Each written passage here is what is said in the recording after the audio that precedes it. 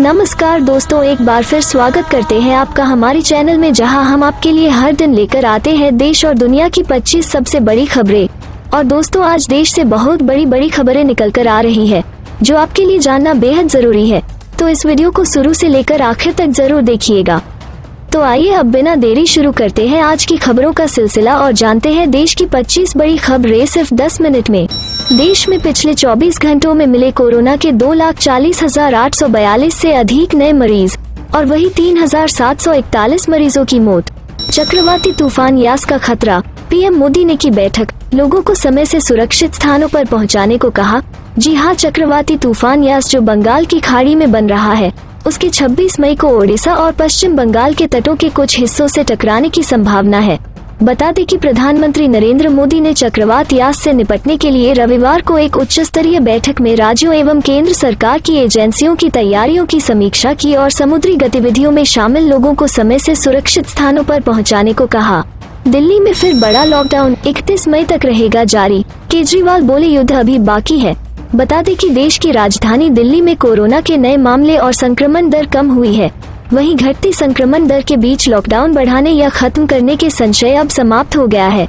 रविवार को केजरीवाल सरकार ने एक बार फिर लॉकडाउन को आगे बढ़ाते हुए इसे 1 हफ्ते और लागू रहने के आदेश दिए हैं। ऐसे में अब दिल्ली में 31 मई तक बंदिशें जारी रहेंगी। किसान आंदोलन ने फिर पकड़ा तूल, आंदोलन में शामिल होने के लिए हरियाणा के किसान दिल्ली रवाना। कोरोना प्रोटोकॉल, सोशल डिस्टेंसिंग की उड़ी धज्जियां। जी हां, केंद्र सरकार के 3 नए कृषि कानूनों के खिलाफ एक बार फिर किसान आंदोलन में जान फूंकने की कोशिश की जा रही है। बता दें कि कांग्रेस समेत 12 विपक्षी पार्टियों का संयुक्त किसान मोर्चा को समर्थन किया गया है और 26 मई को किया जाएगा चक्का जाम। बता दें कि इस दौरान कोरोना के खात्मे के लिए लगाए गए लॉकडाउन को धता बताते हुए हरियाणा के करनाल और पानीपत टोल प्लाजा पर हजारों किसान एकत्रित हुए हैं। इन किसानों का काफिला राष्ट्रीय राजधानी दिल्ली से सटी सीमाओं पर 26 मई को विरोध प्रदर्शन करने के लिए आगे बढ़ रहा है। 1 जून को होगी 12वीं बोर्ड एग्जाम डेट्स की घोषणा, जुलाई में होगी परीक्षा। जी हां, कोरोना संक्रमण के चलते स्थगित हुई सीबीएसई और आईसीएसई बोर्ड परीक्षाओं पर फैसला लेने के लिए आज केंद्रीय मंत्रियों की उच्च स्तरीय बैठक हुई है। बैठक की अध्यक्षता रक्षा मंत्री राजनाथ सिंह ने की तथा रमेश पोखरियाल निशंक समेत अन्य केंद्रीय मंत्री शामिल रहे। जानकारी मिली है कि सीबीएसई बोर्ड परीक्षाओं की डेट्स की आधिकारिक घोषणा शिक्षा मंत्री 1 जून को करेंगे। WHO की शीर्ष वैज्ञानिक ने कहा, कोरोना से बच्चों को बचाने में गेम चेंजर साबित होगी made in India nasal vaccine. जी हां, WHO की चीफ साइंटिस्ट सौम्या स्वामीनाथन ने कहा है कि कोरोना की नेजल वैक्सीन बच्चों के लिए गेम चेंजर साबित हो सकती है। इस तरह की वैक्सीन नाक के जरिए दी जाती है। कहा जाता है कि ये इंजेक्शन वाली वैक्सीन के मुकाबले ज्यादा असरदार है, साथ ही इसे लेना भी आसान है। जानलेवा हुआ ब्लैक फंगस, अब तक 7,000 मरीजों की मौत। जी हां, देश कोरोना वायरस संक्रमण की दूसरी लहर का सामना कर रहा है। हालांकि संक्रमण के मामलों में कमी देखी जा रही है, लेकिन कोविड के बाद एक और महामारी ने लोगों को अपनी चपेट में लेना शुरू कर दिया है। देश के कई राज्यों में ब्लैक फंगस या म्यूकोमाइकोसिस को महामारी घोषित कर दिया गया है। बता दें कि देश में म्यूकोमाइकोसिस के अब तक 8,848 केस सामने आए हैं। डायरेक्टर रणदीप गुलेरिया के हवाले से शुक्रवार को जानकारी दी कि कोविड से जुड़े ब्लैक फंगस संक्रमण के चलते 7,000 से ज्यादा लोगों की मौत हो गई है। कोरोना वैक्सीन से डरे गांव के लोग मेडिकल टीम को देखकर नदी में लगा दी छलांग। जी हां, एक तरफ जहां कोरोना के बढ़ते संक्रमण के बीच पूरे देश में वैक्सीन लेने के लिए स्वास्थ्य केंद्रों पर लंबी लाइनें नजर आ रही है, वहीं बाराबंकी में अजीबोगरीब नजारा देखने को मिला। स्वास्थ्य विभाग की टीम जैसे ही वैक्सीन लगाने एक गांव में पहुंची, वहां इससे बचने के लिए कुछ लोग डर से सरयू नदी में कूद गए। यह देखकर अधिकारियों के हाथ पांव फूल गए। हरियाणा और राजस्थान के इन शहरों में बदलेगा मौसम, अगले कुछ घंटों में गरज के साथ हो सकती है बारिश। जी हां, देश के कई राज्यों में पश्चिम विक्षोभ के सक्रिय होने से मौसम में बदलाव आया है। वहीं मौसम विभाग के मुताबिक अगले कुछ घंटों के दौरान हरियाणा और राजस्थान में गरज के साथ हल्की से मध्यम तीव्रता की बारिश का अनुमान है। ट्रेन में सफर करने वालों के लिए बड़ी खबर, चक्रवाती तूफान के चलते रेलवे की ये ट्रेनें आज से अगले आदेश तक रहेंगी रद्द।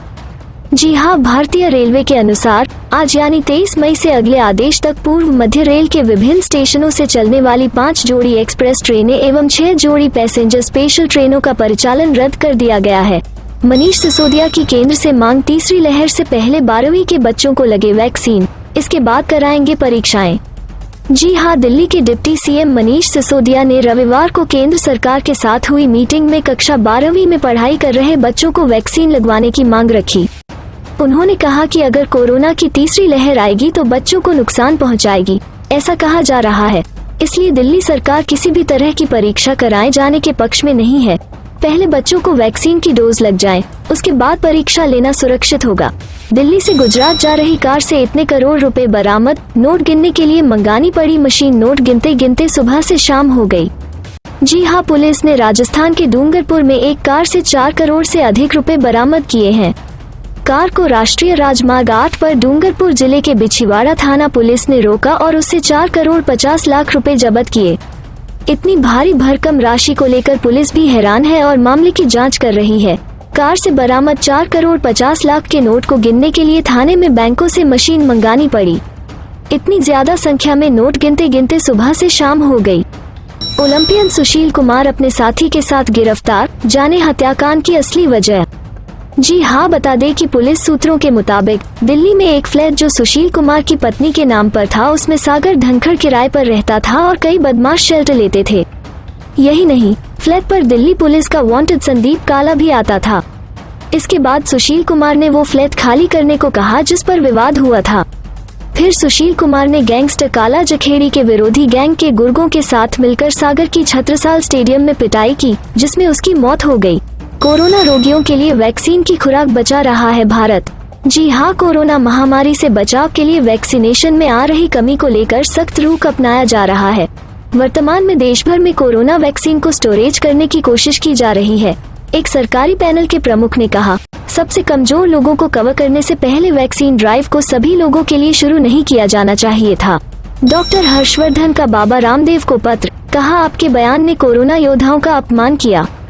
जी हां, योग गुरु रामदेव और इंडियन मेडिकल एसोसिएशन के बीच चले रहे एलोपैथी चिकित्सा वाले बयान के मामले में अब केंद्रीय स्वास्थ्य मंत्री डॉक्टर हर्षवर्धन ने हस्तक्षेप किया है। उन्होंने योग गुरु रामदेव को इस मामले पर पत्र लिखकर रहा है कि वे अपना आपत्तिजनक बयान वापस लें। डॉक्टर हर्षवर्धन ने योग गुरु रामदेव को लिखी गई 2 पेज की चिट्ठी में साफ तौर पर कहा है कि संपूर्ण देशवासियों के लिए कोरोना खिलाफ दिन रात युद्ध डॉक्टर और अन्य स्वास्थ्यकर्मी देवतुल्य हैं। ऐसे में बाबा रामदेव जी के वक्तव्य ने कोरोना योद्धाओं का निरादर कर देश भर की भावनाओं को गहरी ठेस पहुंचाई है। इसी के साथ दोस्तों, आज की खबरों में बस इतना ही। अगर आपको भी ये खबरें पसंद आई है तो वीडियो पे एक लाइक जरूर करें। अपने फ्रेंड्स और फैमिली के साथ वीडियो को शेयर जरूर करें और अपने ख्यालात और कैसी खबरें आप हमारे साथ देखना चाहते हैं हमें कमेंट करके जरूर बताएं। इसी के साथ दोस्तों, अगर खबरें पसंद आई है और आप ऐसी ही खबरें अपने मोबाइल पर हर रोज देखना चाहते हैं तो नीचे दिए गए इस लाल बटन को दबाकर हमारे चैनल को अभी सब्सक्राइब करें और साथ ही साइड में दिए गए इस बेल आइकॉन को दबाकर इस ऑल पर क्लिक कर दें ताकि आपको हमारी सभी खबरें आपके मोबाइल पर मिलती रहे।